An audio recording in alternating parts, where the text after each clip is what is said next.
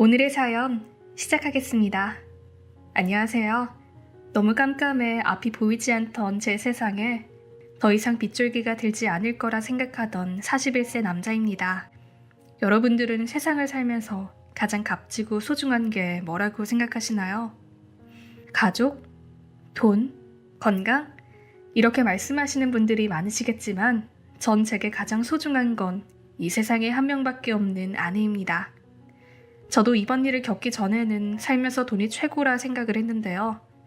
하지만 돈이 아무리 많다고 해도 내 소중한 사람이 없다면 돈은 아무 의미가 없다는 걸 알게 되었네요. 제 사연을 들으시면 제 아내가 불쌍하다고 눈물을 흘리는 분들도 많으실 것 같네요. 제 사연 들으시고 가장 가까운 사람, 특히 내 옆에 항상 든든히 지켜주는 배우자에게 고마움을 느꼈으면 하는 마음에 사연을 보내게 되었습니다.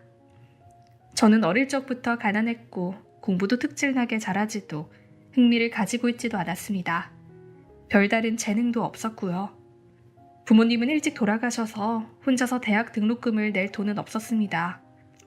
학자금 대출을 받아도 갚지 못할 게 뻔했고 공부를 잘해서 장학금을 받을 자신은 더더욱 없었기에 대학 진학은 포기하고 바로 군대를 갔습니다. 제대 후 여기저기 아르바이트를 전전하던 저는 31살이 되던 해 운 좋게 친구 삼촌네 회사에 입사하게 되었어요. 회사는 저희 집과 왕복 3시간 거리였지만 자취를 하기엔 돈이 부족했고 결국 지옥의 통근을 하며 다녔죠. 어느 날 여느 때와 같이 사람이 꽉 찬 퇴근길 지하철 안에서 유난히 눈이 가는 한 여성을 보았습니다. 손잡이를 잡고 있었지만 신은 구두가 많이 불편했는지 위태롭게 서 있었고 혹여나 넘어질까 조마조만 가슴을 진정시키고 그저 바라보기만 했죠. 제대로 서 있지 못하고 구부정한 자세로 인상을 찌푸리던 그녀는 지하철 문이 열리고 많은 사람들이 파도처럼 쏟아져 내리자 인파에 부딪혀 결국 풀썩 주저앉았습니다. 사람들에게 차이거나 밀쳐질까 걱정이 되어 그녀를 일으켜 세워줬습니다. 그녀는 창피한지 고개를 들지 못하면서도 고맙다며 멋쩍은 웃음을 지어주더군요. 그런 모습이 너무 안쓰러웠던 저는 종이 가방에 넣어두었던 사무실용 슬리퍼를 꺼내 그녀에게 건넸습니다. 저기 구두가 많이 불편하신 것 같은데 이거라도 신고 계실래요? 좀 더러워 보이지만 그렇게 더럽진 않아요. 고마워요. 새 구두인데 발이 부어서 너무 아팠어요. 슬리퍼 감사해요. 내리기 전에는 돌려드릴게요. 그렇게 그녀가 내리역에 도착할 때까지 우리는 사람으로 꽉 찬 퇴근길 지하철 안에서 소곤소곤 수다를 떨었고 그날의 퇴근길은 제게 너무나 특별한 날이 되었습니다. 그녀가 지하철에서 내리고 그녀가 슬리퍼를 돌려줄 때 왜 내 연락처를 건네지 않았는지 스스로가 너무 바보 같아 헛웃음마저 나왔죠. 그렇게 가슴 설레는 경험은 끝나는 듯 했습니다. 그리고 며칠 후 이게 우연인지 인연인지 지하철 3호선에서 또 그녀를 만났고 서로를 알아보고 가볍게 목례를 했어요. 이번만큼은 놓치지 않으리. 저는 용기를 내 그녀에게 제 연락처를 적은 종이를 건네곤 후다닥 지하철에서 내려버렸습니다. 멋진 말이라도 할걸. 이 바보 같은 놈. 뒤늦게 저를 자책했지만 이미 엎질러진 물 어쩌겠어요. 연락이 오기를 기다려야죠. 하루 종일 업무는 눈에 들어오지도 않아 멍하니 자리에 앉아만 있자 친구 삼촌이 다가와 제 뒤통수를 치며 야 임마 무슨 일이야? 너답지 않게 왜 이렇게 멍해? 아무것도 아니에요. 아무것도 아니긴 뭐가 아니야. 얼굴이 완전 바짝 말린 미역 같구만. 친구 삼촌은 중얼거리며 자리를 떠났고 저는 양뺨을 세게치며 그래 포기하자. 나 같은 놈 뭐가 좋다고 연락을 주겠어. 자포자기 심정으로 업무를 마쳤습니다. 근데 이 무슨 운명의 장난일까요? 아니면 제가 너무나 간절히 바래서 환상을 보는 걸까요? 혹은 그녀가 저를 기다린 걸까요? 첫 만남 때 스치듯 이야기했던 제 회사 앞 지하철역을 그녀가 기억해줬는지 지하철역 앞에서 그녀가 저를 기다리고 있었습니다. 멀찍이 떨어져서 멍하니 바라만 보니 그녀가 쑥스럽다는 듯 웃으며 말했습니다. 연락처 잘못 적어주신 것 같아요. 없는 번호라고 나오던데요. 그래서 연락처 다시 받으려고 왔어요. 이 바보 같은 놈. 너무 떨려서 제 번호도 제대로 적지 못했나 봅니다. 어떻게 한평생 쓴 번호를 틀릴 수가 있을까요? 그것도 이렇게 중요한 순간에. 하지만 결국 제 눈앞에 그녀가 있기에 번호를 잘못 적은 제 자신을 칭찬하고 싶은 마음이 드는 것도 사실이었습니다. 그렇게 그녀와 만남을 가지게 되었고 3년이라는 시간이 흘러 우리는 34살, 결혼을 앞두게 되었습니다. 아내는 3남매 중 장녀였고 저와는 동갑이었어요. 저와 같이 부모님이 일찍 돌아가셨고 그 때문에 장녀로서 외롭고 힘들다고 했습니다. 하지만 저 같은 모질이에게도 항상 칭찬을 아끼지 않았고 크나큰 사랑과 관심을 줄 아는 마음씨 예쁜 사람이었죠. 그녀는 회사에서도 능력으로 인정받는 멋진 여자였고 모든 게 완벽한 그녀는 제게 너무나 과분한 사람이라고 생각했습니다. 결혼 후 그녀는 일하던 회사에서 이제 아이도 낳을 테니 집에서 쉬는 게 좋지 않겠냐며 권고사직을 당했고 저는 외벌이를 하게 되었습니다.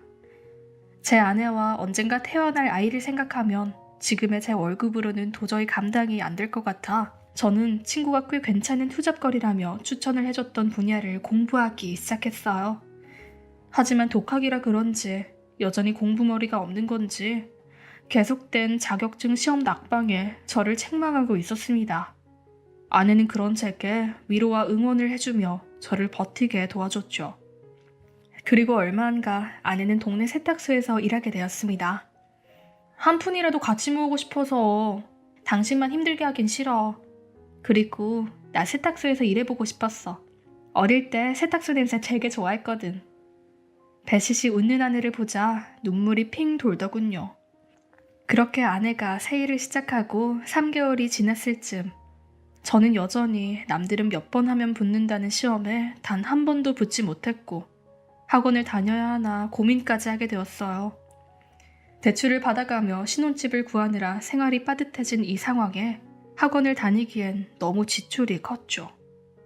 그래도 우선 아내와 상의를 해보기로 하고 퇴근이 늦는 아내를 기다렸습니다.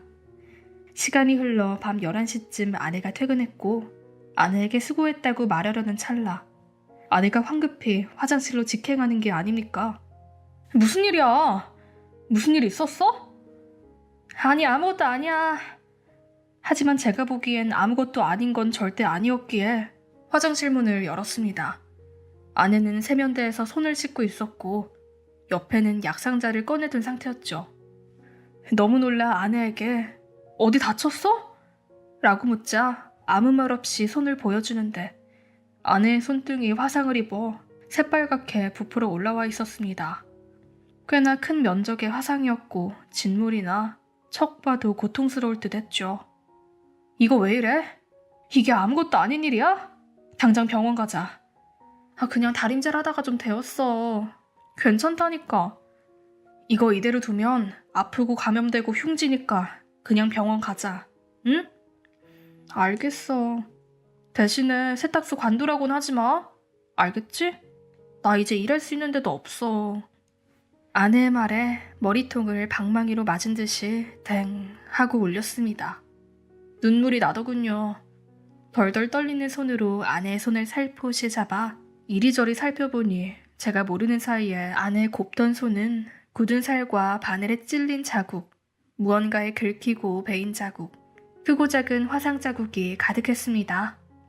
아내는 제가 세탁소를 관두라고 할까봐 여태 다쳐도 아무 말 안 하고 꿋꿋하게 다녔던 거였죠. 제 자신이 원망스러웠어요. 자격증은 몇 개월째 진전도 없고 이제는 도저히 혼자서는 못하겠으니 학원을 가야겠다고 말하려던 제 자신이 너무 한심했습니다. 몇 개월째 자격증 때문에 스트레스를 받는다며 퇴근 후 집에 있는 내내 아내에게 하소연을 하고 짜증을 내던 스스로가 너무 창피해 구멍이 있다면 숨고 싶을 지경이었죠. 동시에 아내가 원망스러웠습니다. 내가 얼마나 못 믿어오면 나에게 이런 것도 숨길까? 내가 얼마나 한심하면 스스로 다 해결하려고 하는 걸까? 내가 얼마나 못나 보이면 세탁소를 그만두게 할까봐 걱정을 할까? 나를 무시하고 있는 게 아닐까? 제 감정은 걱정과 자책에서 점점 아내에 대한 원망과 분노로 가득 찼죠. 아내에게 물었습니다. 당신은 내가 그렇게 못 믿어? 아내는 깜짝 놀라며 뭐? 아니, 그럴 리가 없잖아. 그냥 당신이 나를 걱정해서 세탁소 가지 말라고 하면 어쩌나 하고 걱정한 것뿐이야. 그니까 내가 그렇게 옹졸하고 모자란 놈 같냐고. 그게 아니라 당신이 워낙 날 잘 챙겨주고 걱정해주니까 혹여나 그럴까봐 그런 거지. 그렇게 생각한 적 절대 없어. 그니까 지금 은연중에 나를 그런 놈이라고 생각한 거잖아.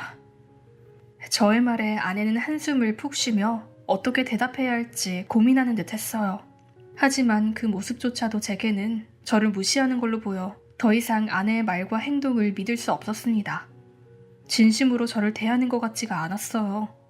그렇게 삭막하고 어색한 상태로 대화도 제대로 하지 않은 채 며칠이 지났습니다. 퇴근 준비를 하던 때 아내에게 문자가 왔어요. 대화를 통해 서로의 마음을 털어놓고 오해를 풀고 싶다. 일찍 퇴근하겠다는 내용이었죠. 저는 퇴근을 서둘렀고 집에 도착해 현관문을 열었습니다. 아내가 먼저 퇴근해 있었고 굉장히 신경을 많이 쓴 듯한 저녁밥을 한상 차려놓은 상태였죠. 당신 왔어? 당신 좋아하는 잡채랑 고기랑 이것저것 많이 만들어봤어. 맛있겠네. 고마워. 자리에 앉아 식사를 하던 중 문득 아내가 밥을 잘 먹지 않는 게 눈에 들어왔습니다. 당신은 왜 안 먹어? 배 안 고파? 아, 요즘 입맛이 없어서. 아내 느닷없는 트림에 깜짝 놀라 쳐다보니 아내가 얼굴이 붉어진 채 사과했습니다. 미안. 요즘 자꾸 이러네. 식사 중에 미안해. 괜찮아. 소화가 잘 되나 미안해. 일부러 이러는 게 아니라 그냥 막 나오네. 왜 이러지? 됐어. 괜찮아. 나 오기 전에 뭐 먹었나 보네. 트림 많이 하는 거 보니까. 아니, 아무것도 안 먹었는데 이러네. 저렇게 트림을 해대면서 아무것도 안 먹었다고 뻔뻔하게 거짓말을 하는 아내의 모습에 표정이 찡그러졌습니다. 그냥 솔직하게 말해. 내가 당신 욕을 해 뭐래? 내가 아직도 그렇게 못난 놈 같아? 참, 됐다 됐어. 그만 먹을란다. 여보, 잠시만 가지가지 한다. 진짜. 트림도 모자라 딸꾹질하는 아내가 기가 막히더라고요. 다음날 여느 때와 같이 업무 준비를 하는데 회사 동료 병철이가 커피 한 잔을 가져다주며 물었습니다.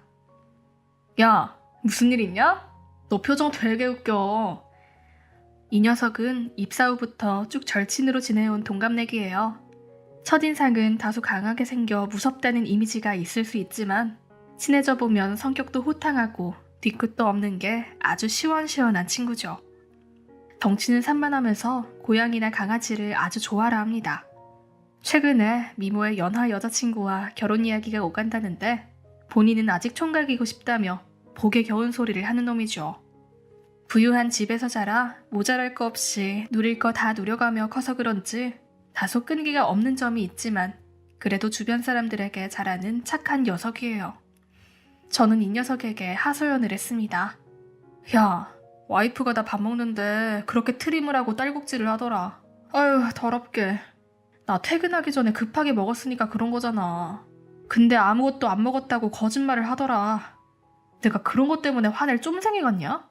그냥 먹었으면 먹었다고 하면 되잖아. 아휴, 진짜 집 들어가기 싫다. 밥 먹는데 옆에서 트림하면 좀 그렇지. 근데 좀 할 수 있는 거 아니야? 그 정도 가지고 뭘. 내 여친은 방귀 엄청 낀다. 냄새는 어찌나 지독한지. 에휴. 야, 그 정도가 아니라니까? 사람 말하는데 계속 트림한다고. 네가 한번 우리 집 와서 봐봐. 그렇게 와이프가 일찍 퇴근하는 날 동료를 집으로 초대했습니다. 안녕하세요, 형수님. 저는 회사 동료... 죄송해요. 안녕하세요. 형수님이 소화 기능이 튼실하시네. 창피하게. 당신은 내 회사 사람 앞에서까지 그래야겠어? 조심 좀 해. 회사 사람 앞에서까지 어김없이 트림을 하는 아내가 짜증났습니다. 적어도 회사 사람 앞에서는 자제할 거라 생각했던 제가 바보였죠. 일부러 저를 창피주기 위해 저러는 게 틀림없었어요. 형수님, 이거 과일. 제가 깎아드릴게요. 트림에 이어 딸꾹질까지 하는 아내를 보곤 회사 동료는 신기하다며 눈이 동그래졌습니다. 형수님은 원래 자주 트림이나 딸꾹질 하셨어요? 병철이가 그저 순수하게 궁금하다는 듯이 아내에게 돌직구로 물었고, 아내는 얼굴이 새빨개지며 개미 기어가는 듯한 작은 목소리로 원래는 아니랬는데. 형수 오늘 뭐 먹고 체한 거 아니에요? 병철이의 말에 저는 코웃음을 치며 말했죠. 야, 저런 거 꽤 오래됐어. 일부러 저러는 거라니까. 제 말에 병철이는 갸우뚱하더니 이내 과일을 먹기 시작했습니다. 확실히 저번보다 딸꾹질과 트림의 빈도수가 잦아졌고, 아니, 더 자주 딸꾹질과 트림을 번갈아가며 하는 아내가 창피했어요. 병철이가 집에 돌아가고 나서도 트림과 딸꾹질은 계속됐습니다. 결국 퇴근 후 집에서는 귀마개를 끼게 되었고, 자연스레 아내와는 대화를 하지 않게 되었죠. 그냥 같은 공간을 사용할 뿐 부부가 아닌 것처럼요. 솔직히 말하자면 함께 생활하는 것 자체가 너무 힘들었어요. 밥 먹을 때, TV 볼 때, 통화할 때, 지인이 놀러왔을 때 등 시도 때도 없이 트림과 딸꾹질을 했으니까요. 특히 자기 전에 트림과 딸꾹질을 하는 게 너무 시끄럽고 짜증이 나 각방을 쓴 지 벌써 몇 개월이나 지났습니다. 참다 아내에게 화를 냈습니다. 당신 딸꾹질이랑 트림 좀 적당히 할 순 없어? 당신 때문에 진짜 스트레스 받아. 퇴근하고 집에서 시도 때도 없이 1분마다 트림에 딸꾹질해. 쉬라는 거야? 말라는 거야? 나한테 지금 시위하느라 일부러 그러는 거야? 이에 아내는 아무 말 없이 딸꾹질만 계속 할 뿐이었죠. 어느 날은 아내가 세탁소가 일찍 마쳤는지 이미 집에 와 있었습니다. 묘하게 표정이 어두웠고 그저 의자에 앉아있기만 할 뿐 아무것도 하지 않고 멍하니 있었죠. 또 세탁소에서 실수했겠거니 대수롭지 않게 여기며 며칠 후 우리 집에 회사 동료 병철이와 병철이 여자친구가 놀러와도 되냐고 물었고, 아내는 알겠다고 괜찮다고 했습니다. 병철이 커플이 오기 전 저는 아내에게 신신당부를 했어요. 당신 트림이나 딸꾹질 최대한 참고 도저히 못 참겠으면 방에 들어가서 해. 라고요. 병철이네 커플이 집들이를 오듯 양손 가득 음료수와 휴지 등을 사들고 왔고, 화기애애한 분위기 속에서 대화가 시작됐습니다. 이야기를 들어보니 병철이와 여자친구는 인연을 만났고 길에서 병철이가 먼저 대시를 해서 만났다고 하더라고요. 이야, 병철이는 완전 상남자네. 병철이의 등을 탁 치며 말하자 병철이의 여자친구는 그때 병철 오빠 완전 땀 많이 흘리면서 말도 엄청 더듬었어요. 하며 병철이를 놀렸어요. 병철이는 멋쩍게 웃으며 그런 걸 왜 얘기해? 하며 쑥스러워했습니다. 참 사이좋은 커플이구나 싶었습니다. 저도 예전에는 아내를 보면 가슴 설레고 사이도 좋아서 매일매일이 알콩달콩했고 함께하면 뭐든 다 행복하고 고맙고 사랑스럽게 보일 때가 있었죠. 이제는 아련해진 그 시절을 잠시 회상하던 중 병철이가 물었습니다. 근데 형수는 방에서 왜 안 나오시지? 그러고 보니 아내는 처음 인사할 때만 있다가 바로 방으로 들어가 그 후로는 나오지 않았어요. 내가 보고 올게. 저는 아내를 찾으러 방에 갔고 아내는 이불 속에서 입을 하며 딸꾹질을 참고 있었습니다. 잠시 짠한 마음이 들었지만 이 상태의 아내를 밖에 내보낸다면 거기서도 딸꾹질과 트림을 하느라 대화 진행이 안 될 거라 생각하니 막막해져 그냥 아내를 그대로 방에 두고 나왔어요. 야, 형수는? 병철이가 묻자 저는 좀 피곤한가 봐. 자고 있네? 하고 대충 얼버무리며 다시 셋이서 수다를 떨었습니다. 몇 시간이 지났을까? 병철이네 커플이 갈 준비를 하고 현관을 나설 찰나 아내가 방에서 나와 조심히 잘 가시라며 인사를 건넸습니다. 병철이네 커플은 제 아내도 함께 놀지 못해 아쉬워하며 말했습니다. 다음에는 형수도 같이 놀아요. 꺽. 엄청 큰 트림 소리에 모두가 조용해졌고 아내는 눈물을 글썽이며 죄송하다고 연신 사과를 했습니다. 이번에 얼굴이 새빨개진 건 저였죠.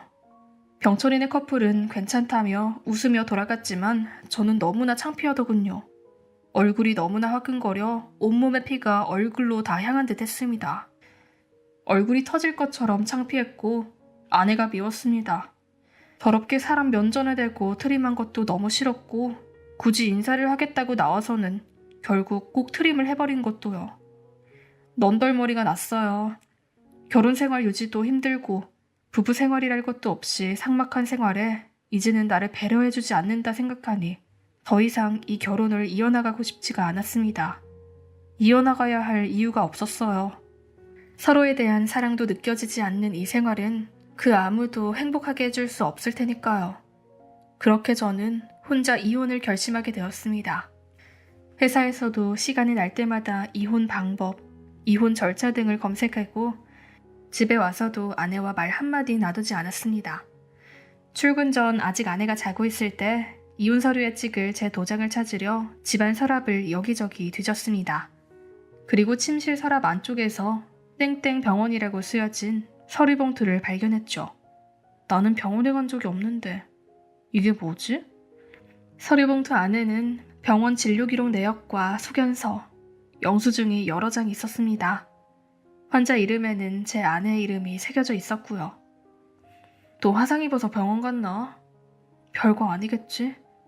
뭔가 말로 형용할 수 없는 불안감이 가슴 한켠에 슬며시 자리 잡았고 심장이 쿵쿵 뛰기 시작했습니다. 이상하고 불길한 느낌이 발밑에서부터 연기처럼 제 몸을 타고 올라오는 듯 했습니다. 왜 진료를 받았는지 소견서와 기록력을 살펴봤어요. 그리고 두 글자를 발견하고 저는 심장이 저 아래로 떨어지고 온몸에 피가 빠지는 듯 했습니다. 검사 결과 위암으로 판정됨. 믿기지가 않았습니다. 다시 천천히 읽으려 해도 심장이 뛰어서 천천히 읽는 건지 그냥 눈으로 보고만 있는 건지 분간이 안 됐습니다. 한참 동안 종이를 붙잡고 멍하니 앉아 있었어요. 아내가 세탁소에 출근하기 위해 일어나자 저는 아내에게 그 종이를 들고 달려가 물었습니다. 대체 이게 뭐냐고, 무슨 소리냐고. 아내는 잠시 놀라더니 눈물을 흘리며 어렵게 말을 꺼내더군요. 그래, 맞아. 위암 3기라고 말하고 싶어도 말하지 못했어. 당신이 날 상대도 안 해주고 사랑하지 않는다는 걸 아니까. 암 걸렸다고 하면 그대로 당신이 떠나버릴까 봐서 그래서 말을 못했다고. 그리고 암보험도 제때 돈을 못 내서 보험 들어놓은 게 해지돼서 나 혼자 끙끙 앓을 수밖에 없었어. 수술에 항암 치료에 입원해. 병원비 많이 들잖아. 어차피 치료해도 늦었을 거야. 덤덤하게 말하는 아내를 보니 눈물이 쏟아졌습니다. 여태 아내가 딸꾹질하고 트림하는 게 아내의 몸이 죽어가고 있다는 징조였음을 왜 나는 몰랐을까? 왜 나는 아내를 더럽다고 생각했을까? 왜 나는 배려해주지 않는다고 생각했을까? 최근 아내의 힘없는 모습, 허공을 바라보다가 고개를 푹 숙이다가 이내 깊은 한숨을 쉬던 모습, 부업 얘기를 하며 누군가와 통화하는 듯 했던 모습, 갑자기 모든 게 다 떠오르고 맞아떨어지며 가슴이 찢어지는 듯 했습니다. 너무나 후회됐습니다. 결혼 이후에 제게 좋은 소리 하나 듣지도 못했던 아내. 아파도 아프다고 말하지 못할 정도로 궁지로 몰아간 건 저였어요. 행복한 결혼 생활에 뭐 하나 보태준 것 없는 저는 죄인이었습니다. 남편이라고 하지도 못할 놈이었죠. 여태 모든 저의 행동과 말이 아내의 가슴에 비수가 되어 꽂혔을 걸 생각하니 제가 너무 미웠습니다. 얼마나 아팠을까? 얼마나 힘들었을까? 얼마나 외로웠을까? 이런 걸 혼자서 어떻게 견뎌내려 했을까?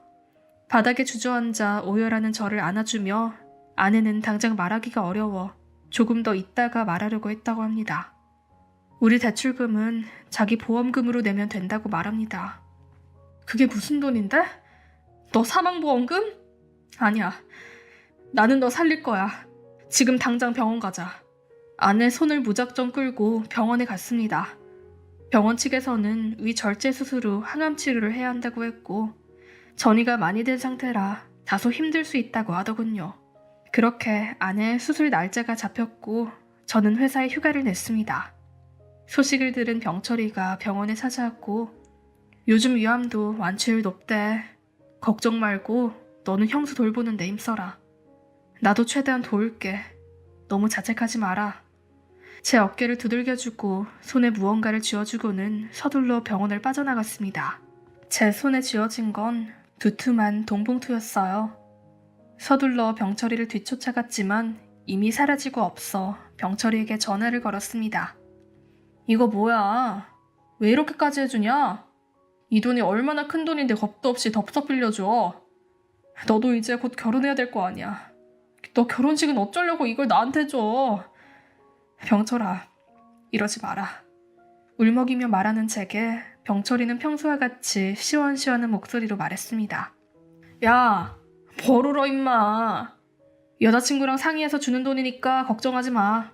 우린 결혼 좀 미뤄진다고 큰일 안 나. 일단 형수부터 살리고 봐야 될 거 아니냐. 내가 옆에서 너 많이 도와줄게. 그러니까 형수 다 나으면 그땐 넷이서 재밌게 놀자. 저는 무슨 복을 받은 걸까요? 이 못난 놈에게 이렇게 좋은 사람들이 있음에 너무나도 감사했습니다. 병철이의 말에 대답도 못할 정도로 눈물이 나고 목이 메어 그저 듣고만 있었어요. 앞으로 제가 할 일은 아내를 보살피는 것에 집중할 차례죠. 아내의 본격적인 치료에 들어간 지 얼마나 됐을까? 드디어 조금씩 호전되고 있다는 소식을 들었습니다. 셀 수 없이 수많은 밤을 지새며 잠든 아내의 손을 잡고 기도한 보람이 있던 걸까요? 그 기도를 듣고 아내가 힘을 내주었던 걸까요? 한 치 앞도 보이지 않던 제 세상에 빛이 보였습니다. 비록 아직도 한동안은 병원 신세를 져야 됐고 언제 건강이 악화될 줄은 모르지만 의사 말로는 수술 경과도 좋고 조금만 더 버텨주면 좋은 소식이 올 수 있을 거라고 말씀해 주시네요. 저의 한순간의 잘못한 선택이 저기 누워있는 제 소중한 아내를 잃었을 수도 있다는 생각을 하면 너무 미안해 쉽게 잠을 들지 못합니다. 하지만 견뎌준 아내가 너무도 고마웠어요. 아내는 제 손을 살포시 잡고 정말 고마워. 당신을 만나서 너무 기뻐. 앞으로도 우리 행복하게 잘 살자. 라며 조금 전 잠이 들기 전에 말을 해주더군요. 그 말에 전 되도록 아내 앞에서는 약한 모습 보이지 않으려 눈물을 흘리지 않으려 했지만 그 말 한마디가 제 마음을 울렸고 힘겹게 절 바라보는 작은 눈망울에 눈물을 도저히 참을 수가 없었습니다.